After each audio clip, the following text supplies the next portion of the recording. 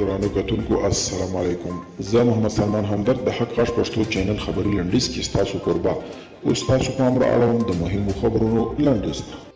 کابل د افغانستان لپاره د روسیې د ځانګړي استازي څرګندونې رد کړې دي. د افغانستان د بهرنیو چارو وزارت د یو روسي چارواکي لخوا په افغانستان کې د ائتلاف دولت د جوړېدو وړاندیز رد کړی دی. محقق وایي د سولې خبرو د دوام برخه کې طالب پلاوي هیڅ لیوالتیا نه لري. په امنیتي چارو کې د ولسمشر اشرف غني سلاکار محمد محقق وایي چې په بین الافغاني خبرو کې د افغانستان د دولت مرکزي پلاوي تر اوسه د سولې د خبرو د دوام په برخه کې د طالبانو هیڅ راز لیوالتیا نه ده لیدلې. واشنګټن وایي د اټومي موافقې په اړه د تهران سره خبرو ته چمتو یو.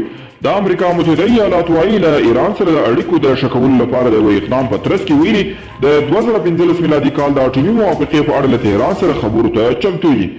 ایران سره د کړکېچ په زیاتېدو سعودي کې له خپلو پوځي اډو کار اخلو.